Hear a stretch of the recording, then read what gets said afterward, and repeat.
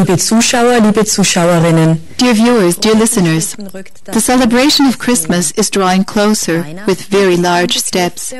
Christmas is a term that evokes pictures in most people. Are you looking forward to this celebration? Or does it rather bring out an uneasy feeling in you? What does Christmas mean to you? A contemporary had the possibility to talk about Christmas with Gabriele, the prophetess and emissary of God in the present time. The recording of this conversation is available in a pamphlet entitled The Prophet, the Voice of the Heart, the Eternal Truth, the Eternal Law of God given by the Prophetess of God for our time, the fundamental issues of our time to think about and serve in self-recognition. We would like to read from this pamphlet and place today's program under the topic Christmas, the highest celebration of the year. Der Gesprächspartner von Gabriele. Gabriele's conversation partner reported the following. As I leafed through a mail-order catalog, Christmas came at me from all directions. Aside from nice clothes and many, at times beautiful, at times tasteful, solid everyday objects, everything that could possibly be imagined in association with Christmas was found on those pages. Evergreens and candlelight, shining children's eyes, family happiness at gift sharing. It was all there. Santa Claus with his red cheeks and mischievous smile showing off a bulging sackful. Little terracotta or plastic singing angels playing different instruments. A musical jewelry box offering the choice of Silent Night or Joy to the World or Away in the Manger. Christmas mangers made of wood or plastic, offered with the sweet little Jesus babe lying in a wood or plastic crib. His hand is raised in blessing, and at his side stands a devotional Mary, while Joseph raises a stable lantern in which burns a bulb with just the right lighting. You see kneeling shepherds, little sheep, and the three kings of the Orient in splendid gowns and crowns on their heads. The radiant star, the musical cherubs, their rounded bodies draped with gently blowing pieces of cloth. Everything that belongs to the right touch of Christmas is there. A couple of pages later were devoted to necklaces in the form of crosses, some with corpse, others not, in gold and silver, studded with diamonds, and for those with a smaller purse, with zircons. Aside from the traditional Christmas cookies and pastries, we find the finest goose pâté and tender ham with a seal of quality, and much more, captured by the over 1,000 catalog pages produced by trained advertising experts. I encountered all the imaginable wishes and desires possible, all the cliches that come so alive in people during the Christmas season. If this were not so, then the clever psychology of trained advertising experts would not be put to use so effectively in these pictures. I was taken aback, said Gabriele's conversation partner, and wondered, what have we Christians done to Christmas? Gabriele answered as follows. Christmas has become like a big fair, a spectacle of human pleasures and vanity, which in the final analysis a person can only draw away from when he has dealt with the following of Christ and developed inner values. It is only when we become aware of the fact that Christ is alive in our hearts, and that by actively practicing the commandments of God and the Sermon on the Mount of Jesus, our life can change, that our world of pictures, that is, programs concerning Christmas, will change. And then we will remember the Son of God, whose birth as a human being is behind the Christmas celebrations. When I hear about the birth of Jesus, my heart opens wide. Especially during the Christmas season, I become aware again of how the Son of God left behind the heavens, the glory, the being, the peace, and not least of all the Eternal Father, and his throne at the right hand of the Eternal, in order to be born into a human body, into a baby. As all children on this earth, he took on a physical world, raw and cold, in order to live in it. The wealthy people of this world have warm, richly furnished homes. Their life runs its course with the social parameters of the affluent, in which it may very well be that the one doesn't exactly think or talk about the other in a friendly way, but in which wealth always covers over the many human irregularities under the worldly maxim that says, "Don't do anything to me, and I won't do anything to you." Many rich people live in this consciousness, and insofar as one can talk about good living, they live very well. Externally, you can afford anything that you can imagine, because you are well situated. Gabriele führte weiter aus. Gabriele explained further, but what was it like for the one who came from the affluence of the heavens, the Son of the All-Highest, who came from the inner kingdom where all beings are rich as heirs to infinity, thus truly affluent. Jesus came into a carpenter's family, to Mary and Joseph.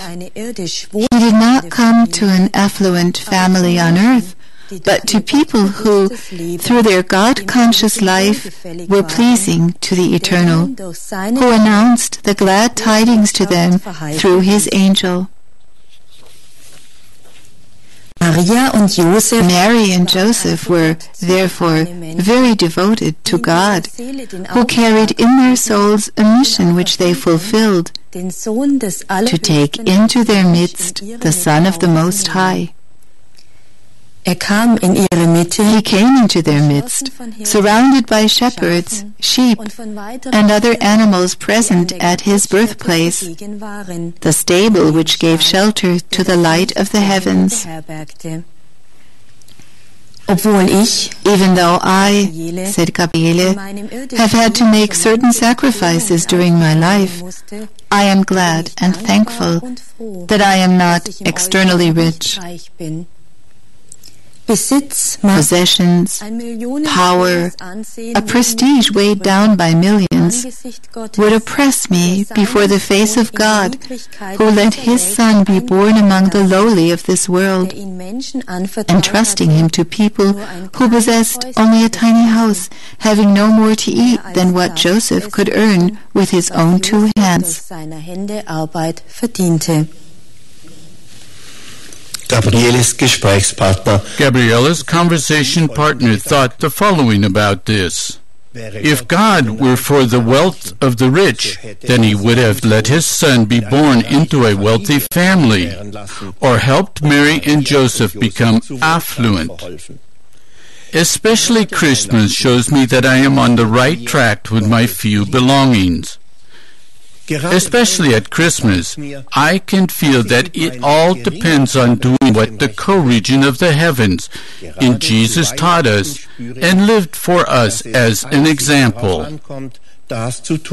Especially at Christmas, I feel that I, a small little light, may follow him, the great light, by igniting myself again and again on the great light, on the Christ of God, so that my tiny flame of love grows larger. For me, Christmas, thus spoke the conversation partner, is no longer what I encounter at the special display markets of Advent or Christmas, in the storefronts of the cities, in the offerings of the catalog houses. And yet, today the Advent weeks and Christmas itself have become a very special time for me. The time of Christmas is, for me, as if the floodgates open in my inner being, and forces are freed which do not bring me closer to the babe Jesus, but to the Christ of God, who came to us as Jesus, who entered the darkness of this world and brought us the light of the heavens, the promise of God's love and of redemption for all souls and men. Hören wir nun Gabriele. Let's now hear Gabriele's answer. She said, "How right you are. Christmas is a special time. It can make the hearts softer of people who during the year have done and practiced what dissolves the hard crust of egoism and profit-thinking, making the person more reconciliating and peaceful by clearing up the all-too-human aspects in order to enter into the following of Jesus the Christ. Then our soul has become lighter, for we feel that the earthly year that is drawing to a close has been worthwhile for us. Our life then takes an ever more conscious turn, because Christ has become the center of our life. We have taken steps that lead us to our neighbor to be there for him. The positive communication increases with our fellow man, with the animals, plants, stones, the stars, the elemental forces, with everything that lives.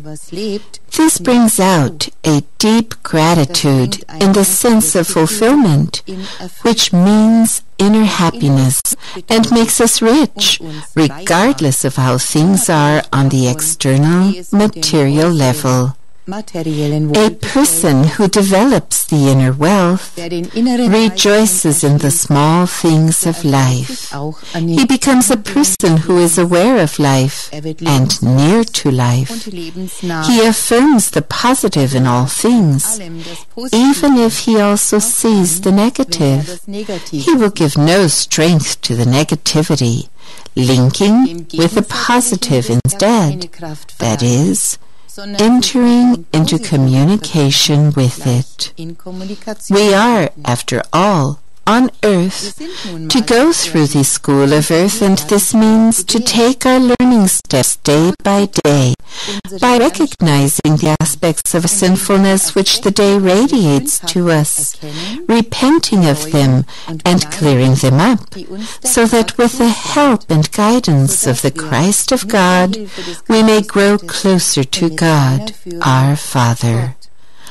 On this path of recognition and purification, we become more sensitive and open to our fellow man, because our soul ignites again and again on the light of the Christ of God. Gabriele continued explaining, when we look into this world, we see again and again, among all the catastrophic, power-hungry, exploiting and greedy wheeling and dealing, a small little light, a person who has turned from this vampire-like existence and turned towards Christ, having thought of something better and measuring his thinking and living with the 10 Commandments of God and the teachings of Jesus. That these points of light are increasing in number, that they are reaching out, unfolding a network of light that goes round the earth and draws to it those who want to ignite the light of their hearts through a positive life turned towards God. It is in this that lies the hope for a better and truly Christian world in which Christ is the center, the life in God. Such people are gentle, that is, of tender heart, because during the course of the year They have struggled with their faults and weaknesses, with their egotistical way of thinking and acting, in order to become free of it with the help of our Redeemer. They are people who in many ways have turned away from the hoopla surrounding the wax, wood, or clay figurines which are supposed to symbolize the babe in Bethlehem, in order to turn to the risen one whose redeeming power dwells in them as in each one of us.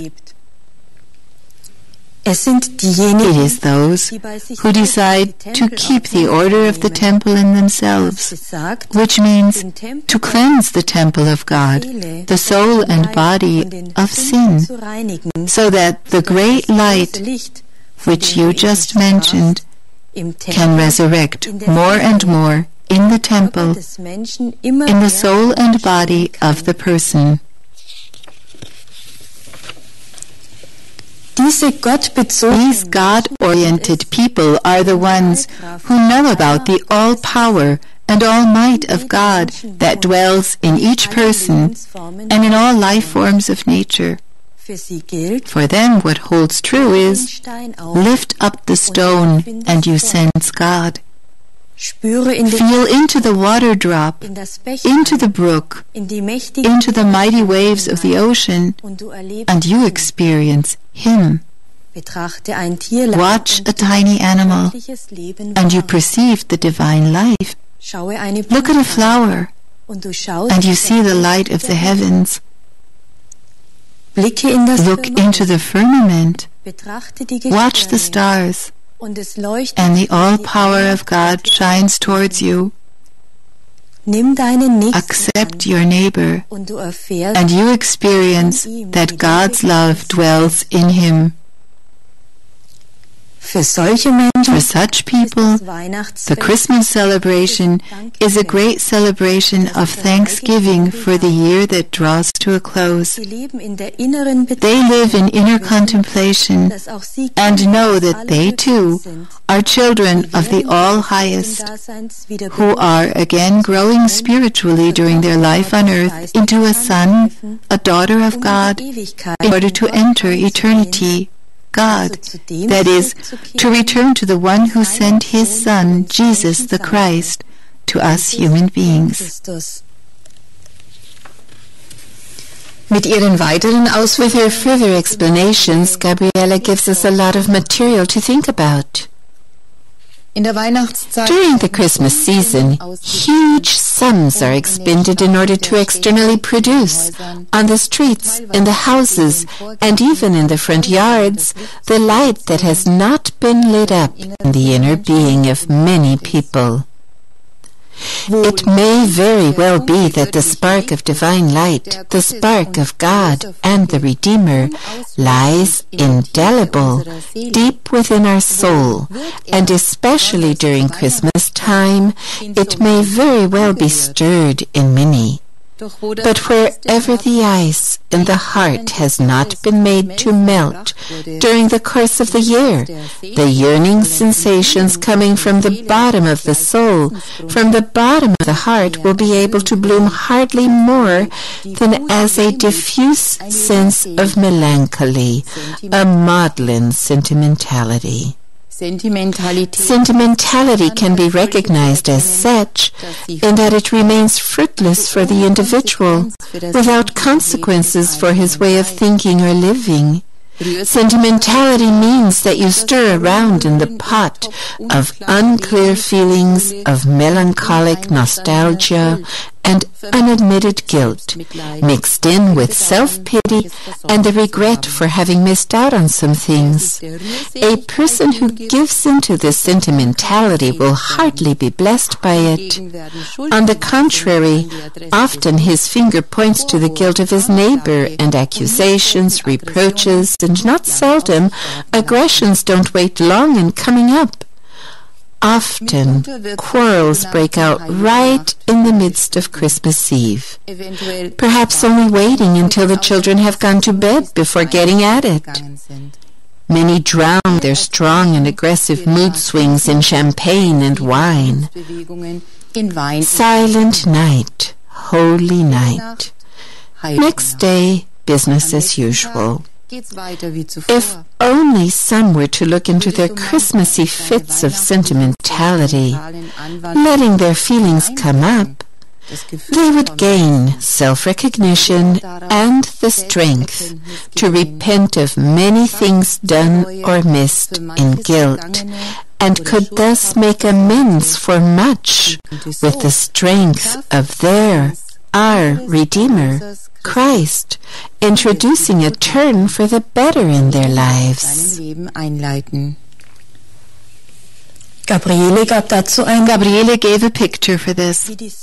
Just as the sun cannot transform a great block of ice into living, flowing water in one day, so can the heart of many a Christian cannot turn soft during Christmas, when the energies of his days were used to press his fellow men into service or to squeeze from them whatever could be gained for his benefit.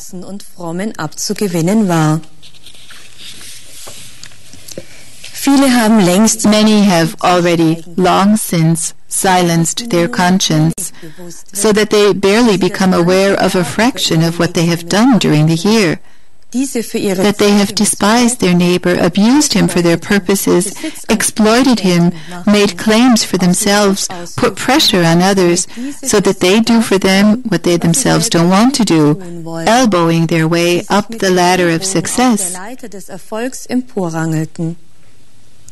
It was and is a needing of his fellow man to make the latter more yielding through defamation, discrimination, spreading untruths, and much more. Many people have reached the margin of minimal subsistence. Millions are unemployed. And yet, thousands upon thousands are millionaires who continue to fill up their bank accounts to remain affluent all their lives. All of them, rich and poor, exploiter, inciter, rapist, child abuser, bordello owner, animal torturer, blackmailer, and many more, all call themselves Christian. Many are Catholic or Protestant. They sit in the intimate circle of their families as father and mother around the freshly cut evergreen tree, which breathes out the fragrance of its last breath. In a mannerly fashion they consume the lobster thrown live into boiling water, or the fatted and stuffed roast goose. They sing Silent Night, and perhaps even brush away a silent tear of nostalgia because, caught up in the Christmas mood, they remember their own childhood where father and mother, at least during the Christmas hours, brought a hint of the perfect world into their living room. The Christmas celebration, the highest celebration of the year, has become the crowning touch in turning Jesus the Christ into a ludicrous figure, continued Gabriela, God's prophetess, and threw a light on the days following Christmas. The year comes to an end around the time of Christmas. We look back over the year. A few days after the Christmas festivities, the New Year tumult begins. Here, Christians blow away several hundred millions for fireworks as a sensational way to begin the year. How many people could be helped by these millions? Children wasting away in orphanages, people living under bridges, big-bellied children bloated by torturous hunger in underdeveloped nations. Children die at their mother's breast because she had no food and could produce no milk to feed the little one. People who die of starvation by the tens of thousands. People who waste away in the wretched city slums or in refugee camps, whose bodies are overrun with illness, and who simply have to wait for death to come because the Christian, who should be practicing love of neighbor, doesn't bring the necessary medications, often not even a handful of rice, a handful of grain, a piece of bread. The Christian blows it away. Gabriella's conversation partner answered to this. Ultimately, I had such a nice picture of the Christmas celebrations. I must have been crazy to have gone along with such a thing as a church Christian. I feel ashamed to be a Christian at all, because with what you are saying, I've had to point a finger at myself a lot. A terrible picture just came up in me. If I rightly remember, it is around the time of Pentecost that the young of animals are born. For some years now, I often drive in early summer through a small village where a flock of young geese more or less live out their lives on a rather small piece of land. They are happy and contented with the rather limited space they have to live in. I have watched them grow and asked myself why people keep so many geese when they hardly have enough room for them. When I asked this question of my friend, he said, "Boy, are you naive? During the past years, haven't you seen that starting with Advent they get less and less in number? Till after the 24th of December, after celebrating the birth of Christ, there are no more to be seen." It was as if scales fell from my eyes. The same. Every year, the poor animals, they were not allowed to even live out 1 year before being eaten by animal cannibals. Since then, I also want no part of feather beds. Who knows how many Christmas geese have to give up their feathers for this? My friend went on. Don't you know how many baby seals are skinned every year so that high society ladies can show off an especially beautiful sealskin coat? My friend spoiled the rest of the day for me with a couple of other examples. He continued to tell me that especially Christmas geese are not only simply killed, but before that their bill is violently opened and special feed is pressed down their throat, even to the point of being stuffed full with the handle of a cooking spoon, so that the poor animal has to swallow, swallow, and swallow, and the animal cannibal man can enjoy a fine goose liver pate for the celebration of the birth of Christ. That hens are kept in the most limited space, in laying batteries, and, when grown to the right size and weight, cockerels are beheaded and end up in the pot or frying pan, or skewered through and placed in a show window so that the cannibals can pick out their own chicken. He also told me about the slaughterhouses, where animals bellow in fear of the death shot, because they sense that their life will be violently taken. The animals know very well that they are being led to the slaughter block, where they leave the farmer's barn.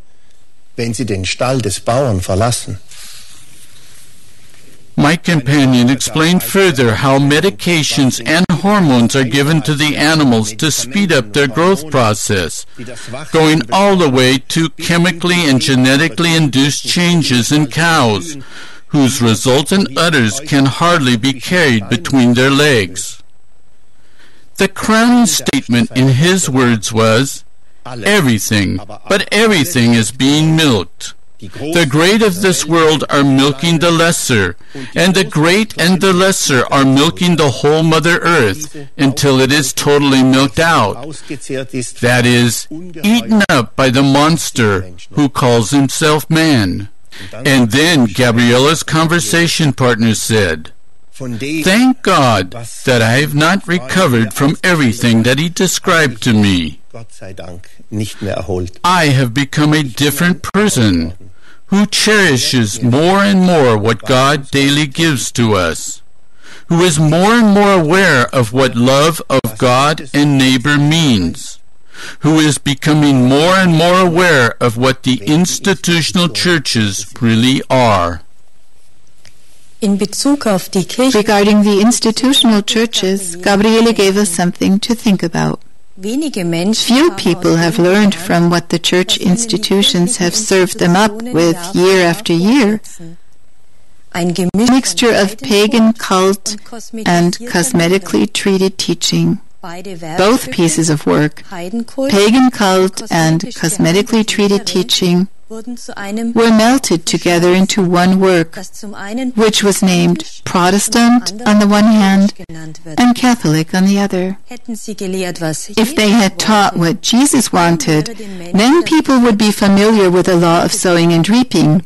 And many a one who may have wanted to commit an assault on his fellow man or on the Mother Earth would have changed his mind in time, aware of the words of Jesus, "What you do to the least of my brothers," with this, he also meant his sisters, "you do to me." And at the same time, each one does it to himself, because the Christ of God is in each person. This also holds true for the kingdoms of nature, because the mighty Spirit of the eternal Creator is in all forms of life. In this brochure, The Prophet, my concern is, Gabriele continued, that many people look into my words and hear the cry, the call of an instrument of God which says, "Follow no men, follow Jesus the Christ, and reflect upon his statement, 'Do to others as you would have them do to you,' or, 'What you don't want others to do to you, do not do to others.' This also holds true for animals and for all the life forms of the earth." We just heard, whatever we do to our neighbor, we do to ourselves according to the law of sowing and reaping. The one who becomes aware of this will also understand why this world is the way it is. The great support each other and trample those below them. To this effect, the church and the mighty within the state, often in unity, are the masters who make of the people the apprentice. But we, who are the people, should not continue this trampling on others by crushing our fellow man underfoot, thus turning away from Jesus the Christ and crushing him underfoot in our neighbors, so to speak. The person who keeps the commandments of God step by step will straighten up internally and look to the one who called us to follow him. With all my heart, Gabriele continued, I wish that ever more people awaken, that many a one reflect upon his dissolute and egotistical life, and dissociate himself from what lies in his feelings and thoughts, the blackmailer, the inciter, the animal torturer, the animal cannibal, the thief, the vengeful, etc., etc. My whole desire is that ever more people find Christ in themselves and live consciously in Him, so that they may daily recognize their blown-up ego and repent of their sinfulness and clear it up with the help of the Christ of God. The person who then no longer commits these, his sin, lives in his spirit more and more, and is his follower, a person of character, that is, of good convictions, who is able to live with his fellow man, who respects and cherishes nature, and finds himself again as the son or the daughter of God. Gabriele, die Prophetin und Botschafterin Gabriele, the prophetess and emissary of God, exclaims further, the highest celebration of the year begins with Advent, and she quotes from a well-known Christmas song in Germany. Every year, the Christ child comes down to earth, where we human beings are living. To each house goes his blessing. He goes with us on all our paths and byways. He is at my side too, and unknown to me, quietly and faithfully leads me by his loving hand. Thus far the text of this song. Which Christ child should come down to the earth? Christ, the Son of God, with a whip, should enter each home? Or is it enough for us that we take the dust-covered wood or wax figurine, the Christ child, and the dusty manger with Mary and Joseph and all the oxen and donkeys, and bring them down from the attic on the last day of Advent, dust them off, and again put them under the decorated tree? Not a single piece may be missing, not an ox, nor a donkey, nor a sheep, nor a goat. Of course, on Christmas Eve, a special place is arranged in the manger for the holy couple, Mary and Joseph, and the shepherds.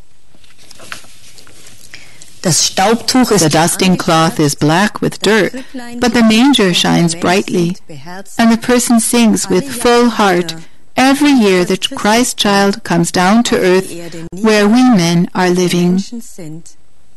To each house goes his blessing. He goes with us on all our paths and byways.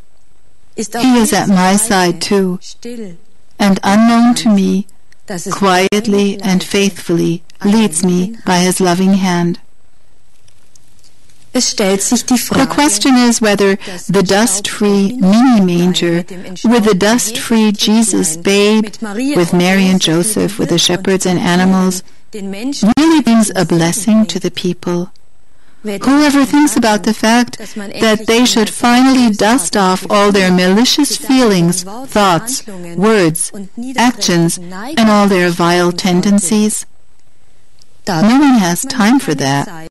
Neither at Christmas, nor at New Year's, nor Easter, Pentecost, nor All Saints' Day, let alone during the Christmas season. You tend to think about all sorts of things, for example, who gives what to whom. But few think about what gift they gave to the Christ of God, their Redeemer, during the course of the year. He, the Spirit of the Christ of God, the Holy Spirit, which daily knocks at the door of our heart, and truly goes on all paths and byways with us. For most people, he is undesirable because the one who almost 2,000 years ago came to us on earth as a babe, and who, as Jesus the Christ, the greatest prophet of all times, announced to us the love of God and showed us the way to the Father, made and makes for many too high demands. Gabriele continues and clarifies. Jesus taught us the love for God and neighbor. He taught us about loving our enemies and lived this as an example for us. He taught us about equality and brotherliness. He gave us the parable of the beam and splinter. Jesus lived the 10 Commandments for us, which God gave man through Moses, and taught us the Sermon on the Mount, which also was his life. He said, "Follow me," that is, the Jesus, and this means, fulfill and live what I, the Christ of God, have commanded of you. Jesus did not teach us to set out a dusty manger with its contents year after year. Jesus did not teach us to let holy songs drone on and on in stores and markets in order to fire up the buying mood. Jesus did not teach us to give our neighbor expensive gifts, all the way to fur coats made from the skin of baby seals. Jesus did not teach us to hunt animals and shoot them, to slaughter them and then consume their carcasses. Jesus did not teach us to exploit nature, to defile the earth and destroy the atmosphere. He did not teach us to fell trees in memory of his day of birth on earth, to decorate them and put them in warm rooms, and then, after 10 days, to cast them into the streets of this world like used-up nature carcasses. Jesus did not teach us to devote our ears to church authorities. He did not teach us to pay church taxes as it is done in Germany, or to pay tithes so that the ecclesiastical authorities become rich and increase in prestige and power. Jesus did not teach us that we should attend the so-called holy masses. He taught us to turn within, into our inner being, and at that in a quiet chamber, that is, turned away from church luxury and splendor. He did not teach us to maltreat and kill everything that has its existence in and on the earth, in and on the waters and in the air, and that everything that is suitable to be consumed should be slaughtered in order to be eaten as a carcass. He did not teach us to be animal cannibals, child abusers, blackmailers, rapists, adulterers, defamers, discriminators, thieves, liars, and so much more. He taught us high ethical standards, not the disintegration of all morals and values. He taught us what is moral and not the immoral. He taught us, spoken in general terms, that we should live in the awareness of the filiation in God. But what has become of mankind? Asks Gabriele and explains thereto. Many think they live, but in reality they are spiritually dead, for their hearts are of stone, as it were, just as their souls are shadowed. In our life on earth, rich and poor have crystallized and been given shape. The rich are the holders of power, the poor deprived of any power. But since rich as well as poor can see in movies how a rich person can live, the poor strive to gain a little piece of the cake of wealth. The person who carries brutality within himself as an all-too-human inheritance, which he may have acquired in previous incarnations and not yet laid aside, will many times over become the hypocrite, the thief, the rapist, and much more. Others, in turn, who do not carry the nature of brutality as so marked a character trait, simply waste away, living under bridges of this world, lying on heating vents in order to gain some of the warmth from underneath for themselves.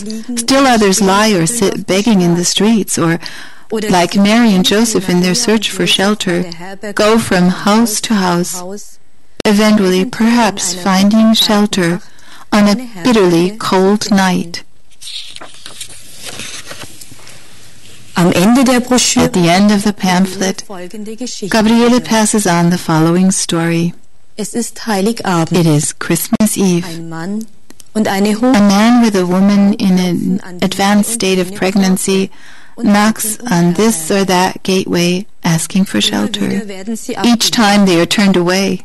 Today, almost 2,000 years after the original event of Christmas, two people are thinking, maybe a church dignitary, a bishop, can take us into his palace with all its many rooms. After all, he represents the Christian values of his church, the values of love for God and neighbor. It is already late in the evening. The man and the woman stand before the palace and look up at the lights in the windows. The light penetrates through only a few windows. Most of them lie in darkness. The man says, Wife, we will surely find shelter here. The palace has many rooms, and one of them will surely be made available to us. Timid and apprehensive, they knock on the majestic portals of the Lord Bishop in humble submission before the great Christian man who surely walks in the footsteps of Jesus. Their knocking is not heard. Despite their anxiety, they venture to knock again, somewhat more firmly on the great portal.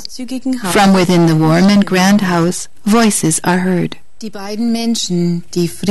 people, freezing and huddled together before the entranceway of the great episcopal house, must listen to the words spoken from within the building. How impolite to knock on the episcopal portals and invade our Christmas Eve in such a disturbing way. All the invited guests are already at the table and around the burning fireplace. Who could that be? The housekeeper approaches the front door cautiously and looks through the peephole. Outside stand two people. She does not know them and calls back into the house. Are we expecting more guests? The bishop comes to the front door and says, "It's already very late. We are not expecting any more guests, but those standing outside do not look dangerous. Let's hear what they want." The safety chain is slid back and the door is opened as far as the chain allows. The bishop asks through the narrow space, "What do you want?" The man answers, "My wife is very pregnant. I ask for shelter because the night is turning very cold and we have no place to stay." The bishop straightens up and suppressed outrage can be read on his face. His thoughts are, "I should take in these two people in dirty, torn clothes. There are enough inns where they can find a place." "My dears," he says gently, pretending great humility, "it isn't possible for me to take you in, but certainly there is a place for you in one of the surrounding inns." The man answers, "We have no money and are very hungry." He gathers his courage and continues, "Please, Lord, let us in. Give us shelter in your great house. Give us food for the mother and the child that is about to come." Quickly, the bishop pulls out his purse to give the two people money for overnight shelter and food at the inn. Suddenly, he stops and thinks, "It is beneath me to give cash like this."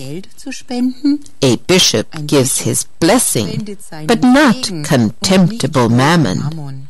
Besides, this has to do with the Department of Social Services, the government, or if need be, the episcopal treasurer is in charge of such things. After all, he receives a lot of money every year for charitable services. The bishop's purse disappears into the folds of his wine-red cassock. But where is the treasurer charged with giving alms?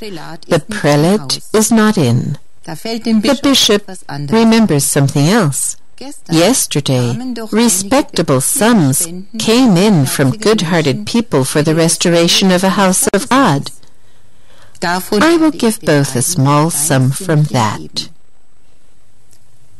Again, he hesitates and thinks, a few houses down the road is a farm. The farmer could shelter them in his stable. There, the woman wouldn't cause too much trouble if her birth pains start coming. The high and great-hearted man, the bishop, offers both people the farm for one thing, and for another, money for an inn. Sadly, both people look at the well-dressed, well-fed Lord in his warm bishop's palace. A trace of pity is reflected on the face of His Excellency. Now, says he, here you have a few coins from the contribution box, and shows them the way to the farm. And so the search for shelter begins again. This time, two of them, a man and very pregnant woman, are not without hope, because they can give His Excellency the Bishop as a reference. Again they knock at the gate. This time, the farmer comes and asks, "Who is knocking so late at night?" Outside, someone says, "Please, I humbly ask for shelter. His Excellency the Bishop sent us to you." The door opens up and the farmer says, "There is no free room in my home, but perhaps in the stable here at the side you may find shelter. The animals, the ox, cows, and sheep, I have sold to the butcher for a good price. One has to see how one gets along."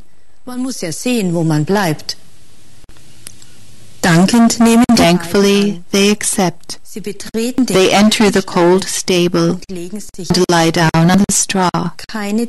There are no animals to give them warmth. 2,000 years ago, it was similar with Mary and Joseph.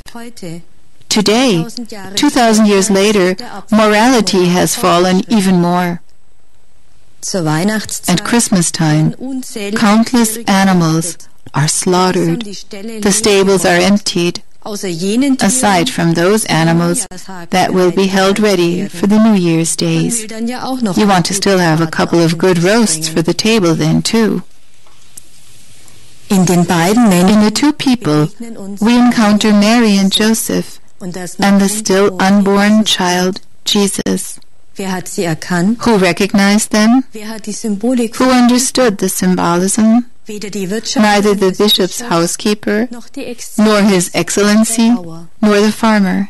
Only one, the wife of the farmer, came to the stable and brought both of them warm blankets and something to eat. She's the only one who thinks, "This is extraordinary, wonderful. I have to think about what happened 2,000 years ago.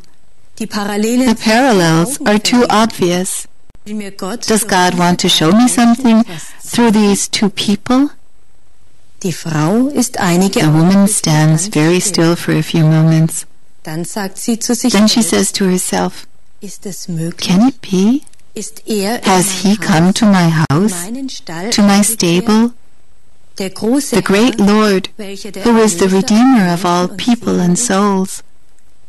Or is it only a feeling that overcomes me because today is Christmas? Is this the truth? What does this want to tell me?" Her heart beats ever more loudly. A warm feeling comes up in the farmer's wife, and she thinks, it isn't just every year that the Christ child comes down to earth, where we men are living. Each day, each hour, each moment, actually, during my whole life on earth, the Christ of God is with me and goes on all my paths and byways with me. He is at my side and, unknown to me, quietly and faithfully leads me by His loving hand. Gabriele explains about this story. A person has awakened and now understands the silent and holy night.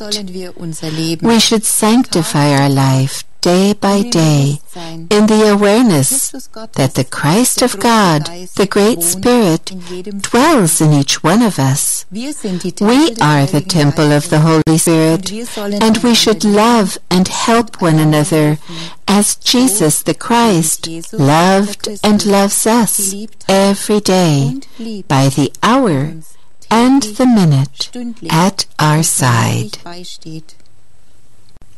A transformation takes place in the farmer's wife. She goes to both people and offers her help. A child comes to the world, a child like you and me. and in it too is the Holy Spirit, the Christ of God, our Redeemer, just as in you, in me, and in us all.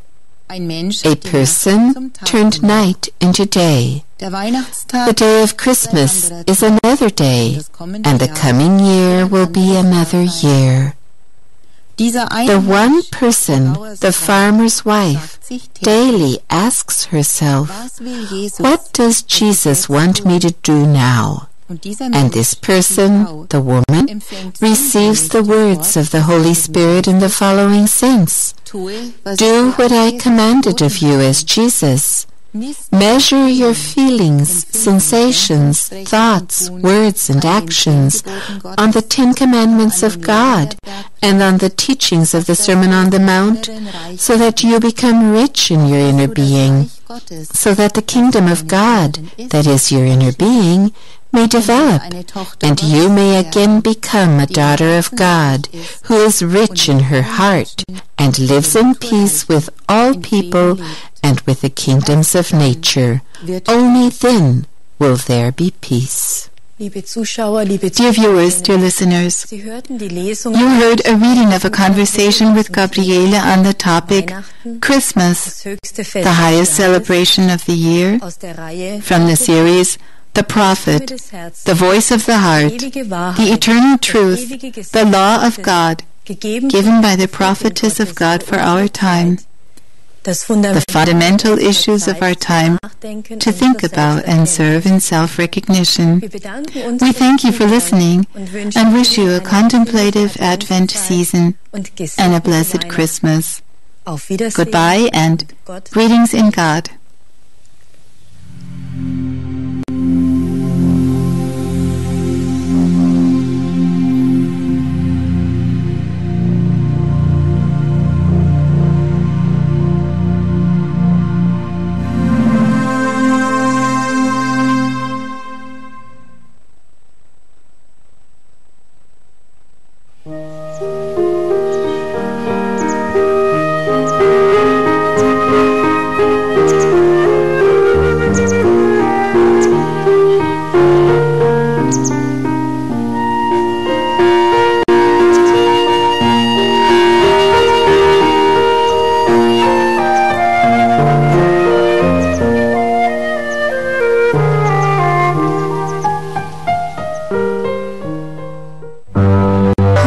Jesus of Nazareth?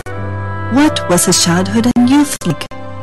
This question is asked by people all over the world who want to learn the truth about the life of the greatest teacher of mankind.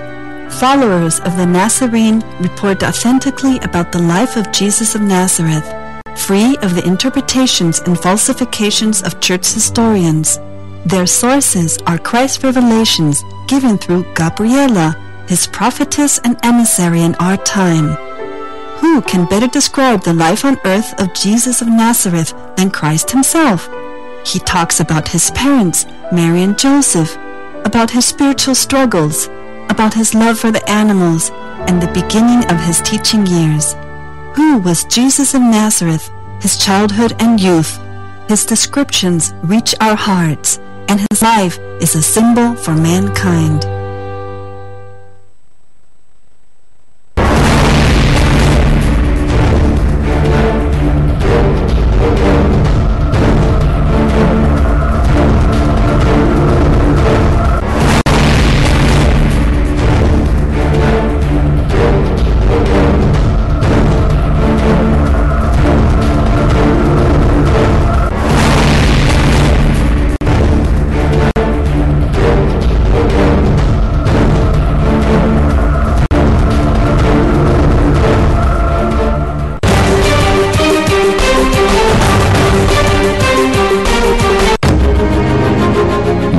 Chandranna ఆలోచనల ప్రతిరూపం నవ్యాంధ్రలో ఎన్టీఆర్ గృహ నిర్మాణ పథకం. 13 లక్షలకు పైగా గృహ నిర్మాణాలకు 20,000 కోట్ల కేటాయింపు. 4 ఏళ్ల కాలంలో 6.5 లక్షల ఇళ్లు పూర్తి. ఒకేసారి 3 లక్షల పేద కుటుంబాల గృహ ప్రవేశాలు. ఇది దేశ చరిత్రలో ఓ అరుదైన ఘట్టం. ఆధునిక టెక్నాలజీతో ఇళ్ల నిర్మాణం, జియో ట్యాగింగ్ విధానంతో పారదర్శకత, లబ్ధిదారుడికి ఆధార్ ఆధారిత చెల్లింపులు. అందుకే మన నవ్యాంధ్ర గృహ నిర్మాణ శాఖకు 15 స్కోచ్ అవార్డులు. ఇలా 2022 నాటికి ప్రతి అర్హుడికి పక్కా ఇళ్లు మన చంద్రన్న ధ్యేయం. శరవేగంగా పేదోడికి చేరువవుతున్నది ఎన్టీఆర్ గృహ నిర్మాణ పథకం.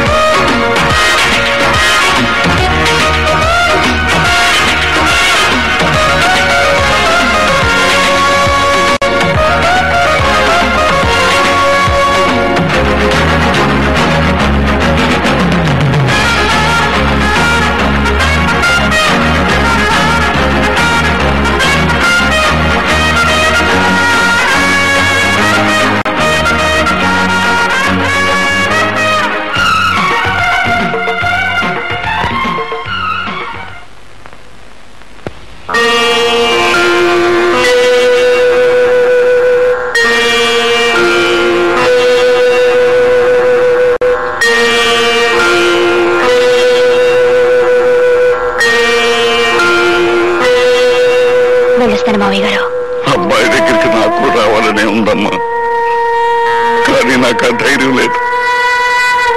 నువ్వు వెళ్ళరామ్మా. రాదమ్మా, రామ్మా, బండెక్కు.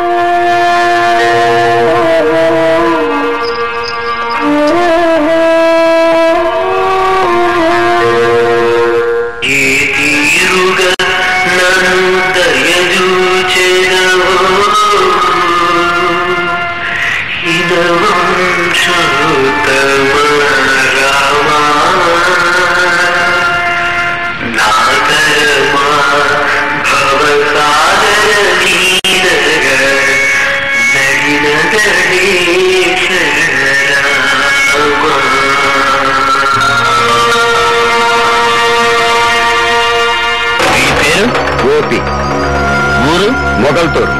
వృత్తి సంగీత విద్వాంసులు చెప్పు తిరుగుతుంటాడు. చేసిన నేరం హత్యా నేరం. ఎరా, పులిరాజు అనే వ్యక్తిని ఊరవతల పాండవుల మెట్ట దగ్గర నీ పాత కచ్చలతో పగతో అతని మెడ మీద కాలేసి తొక్కి చంపేసి, అందుకు ఊరంతా సాక్ష్యం. చేసిన నేరం ఒప్పుకుంటే సరే సరే, లేదా మా పద్ధతుల ప్రకారం నిన్ను ఒప్పించి బోన్లో నిలబెట్టి శిక్ష వేయించడం మా వృత్తి ధర్మం. మర్యాదగా చేసిన నేరం ఒప్పుకుంటావా లేదా? నీ చేత ఎలా ఒప్పించాలో మాకు బాగా తెలుసు.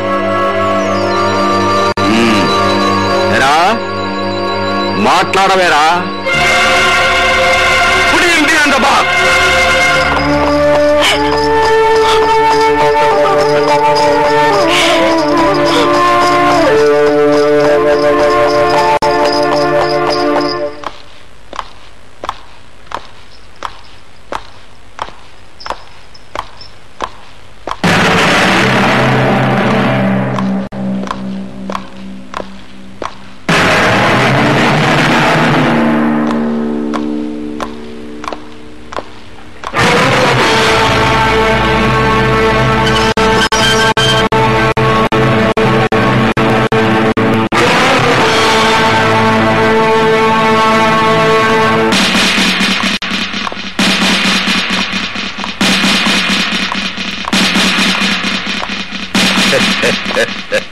వండర్ఫుల్ గా ఉందయ్యా జైలు రా. మెట్లు వీకేసిన హార్మోని పెట్టిలాగా మొత్తగా ఉందిరా నీ ముఖం. పోలీసు వాళ్ళు తలుచుకుంటే సొన్నంలోకి ఎముక కూడా లేకుండా చేయగలరని ఎప్పటికి నమ్మకం వచ్చిందయ్యా జైలు రా.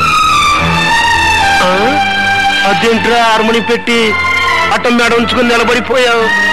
మెడ నిలబట్లేదా? ముఖం చల్లట్లేదా? మాట్లాడరా.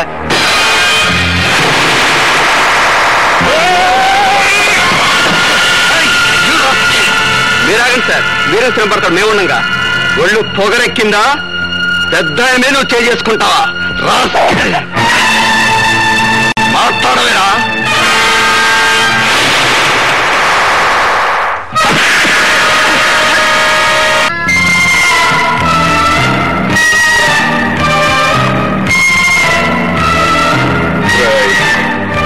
నేనిప్పుడు మగ మహారాజులాగా బయటికి వెళ్ళిపోగలను, కానీ అలా చేయటం లేదు. ఎందుకో తెలుసా? నేనే నేరం చేయలేదు గనుక, నా నిజాయితీ నాకు రక్షణ కల్పిస్తుందని నమ్ముతున్నాను గనుక నేను తలుచుకుంటే నిన్ను ఇక్కడికిక్కడే ముక్కలు ముక్కలుగా నరికి పోగులు పెట్టగలను. కానీ నేను తాళి కట్టిన పిల్లకు నువ్వు తండ్రి అయిపోయావు గనక బతికిపోయావు. చెయ్యి.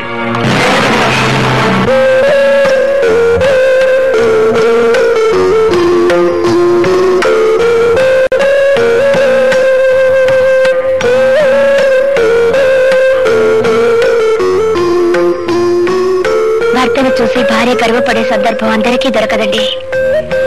నేను అదృష్టవంతురాలి. మీ ఆత్మవిశ్వాసం చూసి ధైర్యం వస్తుంది తప్ప ఈ హత్య కేసు నుంచి ఎలా బయటపడ్డాం? ఏ లాయర్ని కలిసినా ప్రయోజనం లేదంటున్నారు. రాధా, ఏ లాయర్ వాదన నన్ను రక్షించలేదు. నేను చాలు నన్ను నేను కాపాడుకోవటానికి. అదెలా సాధ్యం అండి? నువ్వు నవ్వితే చాలు. భర్తని పరిస్థితుల్లో చూసి ఏ భార్య అంటే నమ్మగలదు? నువ్వు అందరి భార్య లాంటి దానివి కాకూడదు రాధా. అప్పట్లో నేను నీలో దర్జా, దర్పం, గుండె నిబ్బరం చూశాను. అవి ఇప్పుడు కావాలి. నీకు చాలా అవసరం కూడాను. అందుకే నవ్వమంటున్నాను. నా కోసం.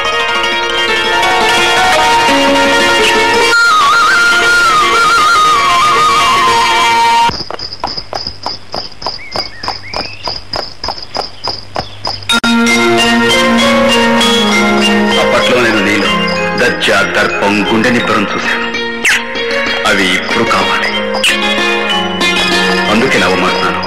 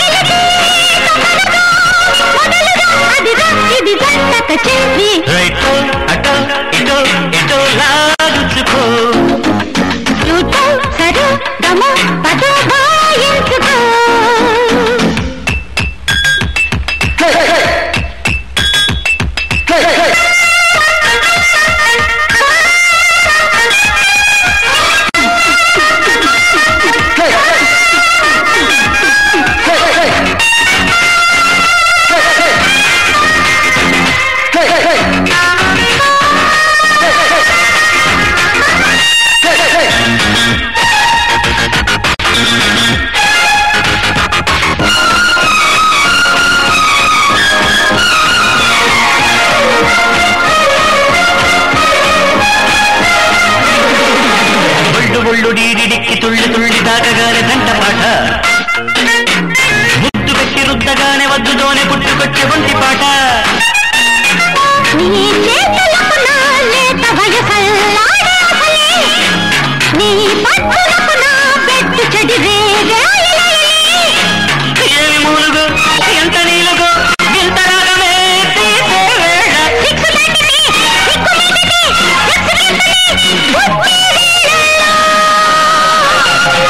రైటో అటో ఇటో ఇటో లాగించుకో, ఫ్లూటో సరో నమో అదో వాయించుకో.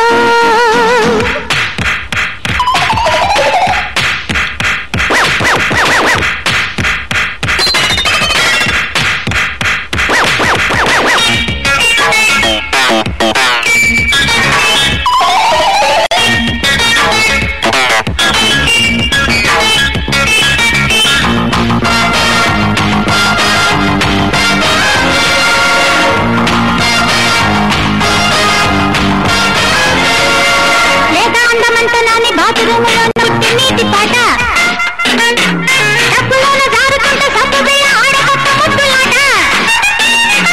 నీ వంపులకు నా సొంపులకు కవ్వింపు మొదలై, చూపులకు ఈ మెరుపులకు రెట్టింపు కథలై.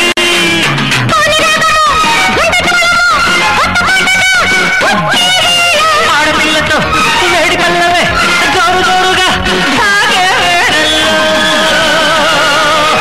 రైటో అటో ఇటో ఇటో లాగించుకో, ఫ్లూటో సరో నమో అదో వాయించుకో. సాగితే పడుచు సరిగమ, లాగది చిలిపి చిమ చిమ. రేగితే సొగసు గుమ గుమ, రెచ్చిపోతుంది రిమ రిమ. ఇది దండక చేసి రైటో అటో ఇటో ఇటో లాగించుకో, ఫ్లూటో సరో అదో వాయించుకో.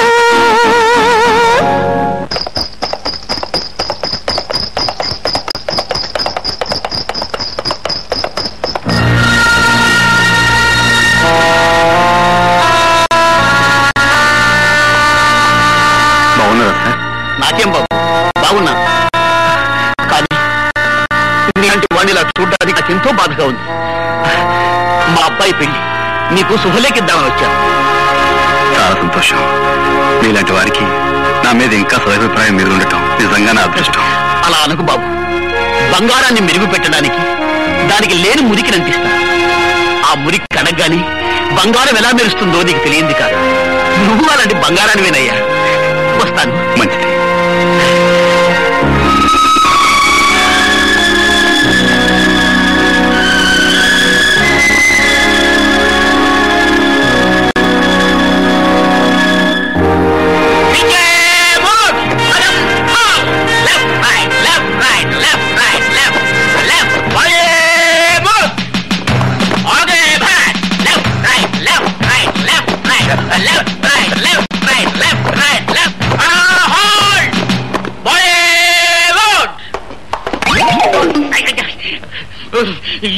You 104.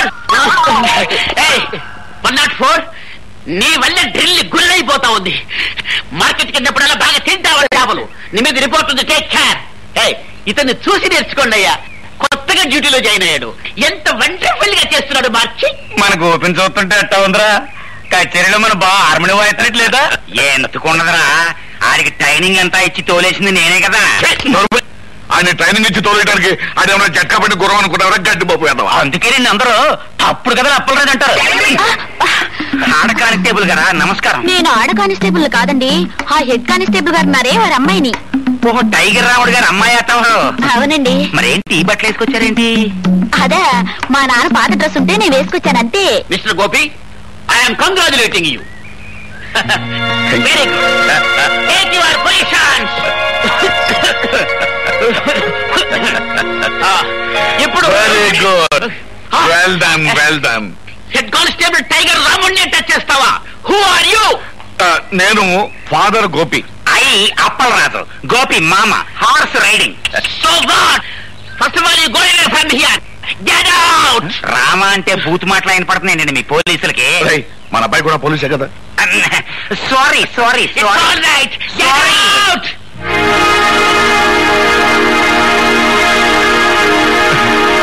నమస్కారం మాస్టర్. అన్నమండి. నమస్కారం, రండి. ఒక మంచి సువార్త చెబుదామని వచ్చాను. ఏమిటది? మీరు అక్షరాలు నేర్పిన మా గోపిగాడు ఇప్పుడు దేశాన్ని కాపాడే కానిస్టేబుల్ అయ్యాడు. ఇదంతా తమకి. ఇప్పుడు మీరు మా వాడిని చూస్తే ఎంత ఆనందపడతారో. విన్నా సంతోషంగానే ఉంది పాపారెడ్డి గారు. నా ఈ బ్రతుకు గొడవ ఏదో తేలిపోతే నేనే స్వయంగా వచ్చి చూస్తాను.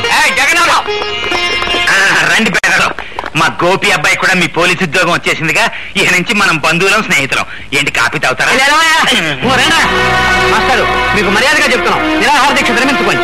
కలెక్టర్ గారు వచ్చే టైం అయింది. ఆయన దృష్టిలో ఇది పడితే మంచిది కాదు. లేవండి. నాకు రావాల్సిన పెన్షన్ ఇవ్వకుండా తిప్పుతున్నారు. ఈ విషయం కలెక్టర్ గారి దృష్టిలో పడాలనే ఈ నిరాహార దీక్ష. కబుర్లు చెప్పొచ్చా? తొందరపడకనయ్యా, మాస్టర్ చాలా మంచి ఆయన. ఇప్పుడు మా అబ్బాయి కూడా మీ డిపార్ట్మెంట్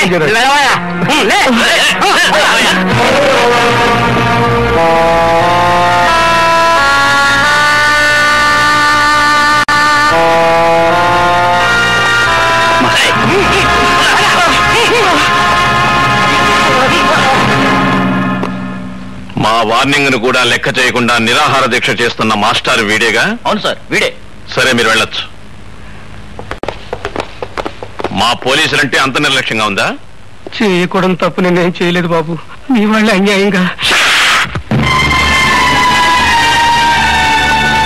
మాస్టారు,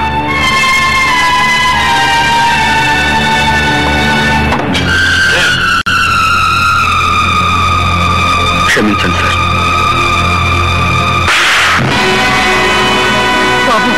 ఈ మాస్టర్ గారు ఏం అన్యాయం చేశారని సార్ ఆయన కొట్టారు?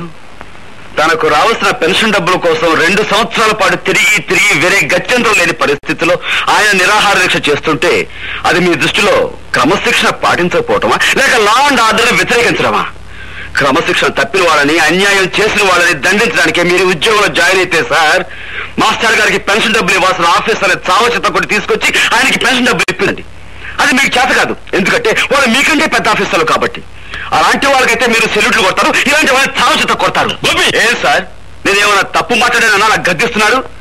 క్రమశిక్షణ అతిక్రమించారని మీరు మాస్టర్ గారిని కొట్టారే. అసలు క్రమశిక్షణ పదానికి మీనింగు, స్పెల్లింగు నేర్పింది ఇలాంటి మాస్టర్లే సార్ మనకి. హక్కుల కోసం నిరాహార దీక్ష చేయటమే మీ దృష్టిలో అన్యాయం అయితే, మన దేశానికి స్వతంత్రం తీసుకొచ్చిన గాంధీ గారు కూడా ఇలాంటి నిరాహార దీక్ష చేశారు. అలా చేసినందుకు బ్రిటిష్ వాళ్ళు ఆయన జైల్లో పెట్టారు. అప్పుడు మనమంతా అది అన్యాయం, అక్రమం అని అరిచాం. చివరి ఆ బ్రిటిష్ దొరల్ని తరిమి కొట్టాం. కానీ మనకి స్వతంత్రం వచ్చిన 40 ఏళ్ల తర్వాత అదే అన్యాయాన్ని మీలాంటి వాళ్ళు చేస్తుంటే మాలాంటి వాళ్ళు మిమ్మల్ని ఏం చెయ్యాలి? మీకు సెల్యూట్లు కొట్టి మీరు చేసే అన్యాయంలో మేము పాలు పంచుకోవాలా? అది నాకు చేత కాదు సార్. అలా చేయడమే నా డ్యూటీ అయితే ఈ క్షణం నుంచి ఈ ఉద్యోగాలు వదిలేస్తున్నాను.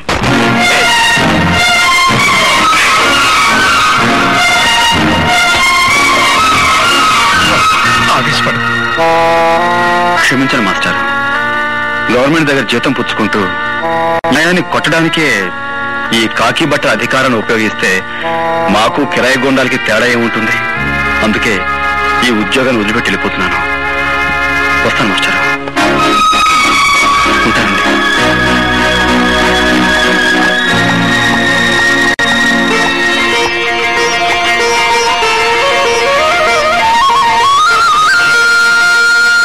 చాలా మంచి పని చేశావురా బాబు. ఉద్యోగం పోయి తిండికి లేకపోయినా సరే అవినీతికి తలపడనని నిరూపించినందుకు నాకు ఎంతో ఆనందంగా ఉంది. ఇన్నాళ్ళు గోపిగాడు నా బిడ్డ అని సంతోషించాను. కానీ ఈ రోజు నుంచి గోపిగాడికి నేను తండ్రినని గర్వపడతాను రా. నీలా నిజాయితీపరుడు పోలీసు ఉద్యోగంలో చేరితే పెదలకి మేలు జరుగుతుందని ఆశపడ్డాం. అదంతా పెమ్మని తేలిపోయింది. వాళ్ళు నిన్ను మార్చక ముందే నువ్వే వాళ్ళని ఇత్తడి చేసేశావు. అబ్బాయి గోపి జిందాబాద్, అబ్బాయి గోపి జిందాబాద్. ఇప్పుడు జరిగిన సంఘటనకు ఆ గోపి మీద ఏ యాక్షన్ తీసుకోకుండా సెలవు పెట్టి వెళుతున్నారంటే really your a great sir. ఒక విధంగా మన డిపార్ట్మెంట్ ఇదే తప్పని నా అభిప్రాయం. అనగనగనగనగా 7 సముద్రాలకు అవతల ఒక ఊళ్ళో ఒక అమెరికా. ఆ ఊరికి రేగన్ గారు ఒక ప్రెసిడెంట్ గారు ఉన్నారు. మన మన పంచాయతీ బోర్డు ప్రెసిడెంట్ పెంటయ్య లాగా. ఏంటబ్బా విన్నాలేదా? చెప్పు. ఈ రేగన్ గారు చాలా గొప్ప మడిసి. మరి అంత గొప్ప మడిసి మనం కూర్చోమంటే కూర్చోలేడు, నుంచోమంటే నుంచోలేడు. పోనీ ఒక గ్లాసు మజ్జిగో మంచినీళ్ళు తాగవయా అంటే ఆ పని చేయలేడు. ఎందువలన చేత ఇగో ఇలాంటి తప్పుడు కథలు చెప్తావు కాబట్టి ఊళ్ళో అంతా నేను తప్పుడు కథలు అప్పలాజు అంటుంటారు. అబ్బయ్య, నీకు సమాధానం తెలిస్తే చెప్పు, లేకపోతే లేదు. అంతేగాని ఊళ్ళో అందరూ ఉన్నట్టు నన్ను నువ్వు కూడా చప్పుడు కథలు అప్పలరాజు అనద్దు. సమాధానం చెప్పు సియాలంజీ. Because he doesn't know Telugu. అదే నీకు ఇంగ్లీష్ ఎలా తెలియదో నాకు తెలుగు అలా రాదు. అందుకని నువ్వు తెలుగు ఏం చెప్పినా అర్థం కాదు. ఎక్కని పెట్టేశావు అబ్బాయ్యా? రేగానో మనకి మంచి ఫ్రెండ్లే. ఖర్చు డబ్బు లేకపోతే అప్పుడప్పుడు వచ్చి చిల్లర తీసుకెళ్తుంటాడు. అయితే అన్నోళ్ల ప్రెసిడెంట్లు నీ దగ్గర సిల్లర్ ఎట్టుకెడుతుంటారన్నమాట. సరే పోనీ.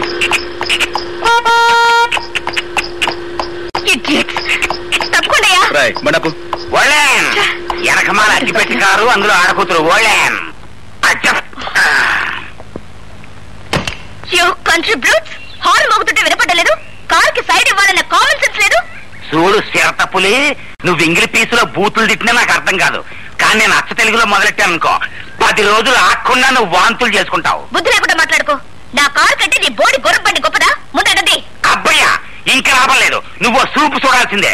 ఇత్తడైపోవాలి. ఇదిగో చూడు పాప, నీకో విషయం తెలుసో తెలీదో, 2 కత్తులు ఒకే వరలో ఇమర్చవచ్చు, 2 పువ్వులు ఒకే చెవిలో పెట్టచ్చు, 2 హార్మోనీ పెట్టెలు ఒకేసారి వాయించవచ్చు. కానీ ఒక బండి మాత్రమే పట్టే ఈ ఇరుకు సందులో నీ బండికి సైడ్ ఇవ్వడం కుదరదన్న లోకల్ నాలెడ్జ్ నీకు లేకపోవడం నిజంగా నీ కర్మ. ఖచ్చితంగా ఈ పిల్ల పట్నం చదువులతో పారిపోయింది అబ్బాయ. లేదంటే వీళ్ళ బాబుకి నెలమంత్రం సరి, ఈ అమ్మాయికి అర్ధాంతరంగా వయసైనా వచ్చి ఉండాలి. ఇది కరెక్ట్ అబ్బాయ. చూసావా, అయిపోయింది. ఇత్తడే కిలో 10 రూపాయలు. ఇత్తడే.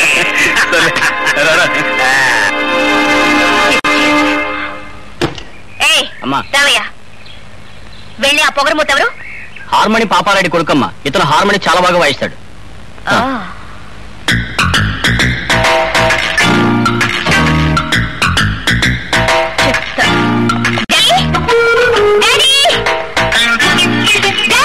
అమ్మాయి రాదా? అరుపులేంటి? అసలు ఆ కంగారికి రీజనింగ్ ఏంటమ్మా? రేపటి నుంచి నేను అర్జెంట్ గా హార్మోని నేర్చుకోవాలి. ఇదేం గొడవమ్మా? చక్కగా సితారో ఏనో పొయ్యిలినో ఇంకేవో కొత్త వాయిద్యాలు వస్తున్నాయి. అవి వాయించడం నేర్చుకోకుండా ఎప్పుడో సొరబ కంపెనీ వాళ్ళు వాయించిన హార్మోని నేర్చుకుంటారంట బేటి. అదంతా కుదరదు. రేపటి నుంచే నేను హార్మోని నేర్చుకుని తీరాలి, అంతే. ఓ నీలేరా బాబు, పిల్ల ముచ్చట పడుతుందిగా, నేర్పించు. అట్టగలేదే అమ్మా. అమ్మాయి రాదా? ఈ చుట్టుపక్కల ఊళ్ళల్లో హార్మోని వాయించడం వచ్చిన వాళ్ళందరినీ నీ ముందు వరుసలో నుంచో పెట్టేస్తాను. నీకు నచ్చిన దగ్గర నేర్చుకో. అక్కర్లేదు, ఈ ఊళ్ళోనే ఉన్నాడు. ఎవడాడు? పేరు గోపి, పాపారాయుడనే వాడి కొడుకట.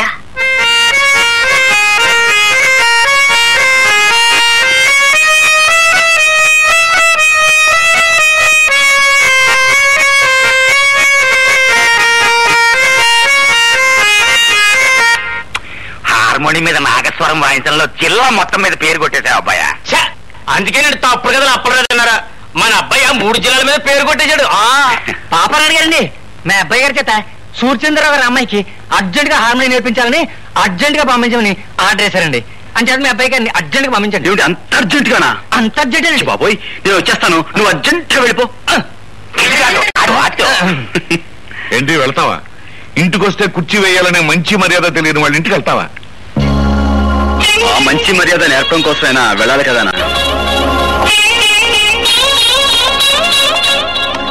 నాన్న, అతను వస్తున్నాడు. నువ్వా? రావయ్యా రా. ఇదేనా రావటం? తమరు చేయి మాసిపోతున్నాము. ఏంటి ఈ ఊళ్ళో అందరికీ నువ్వు హార్మోని నేర్పే గురువు అంట?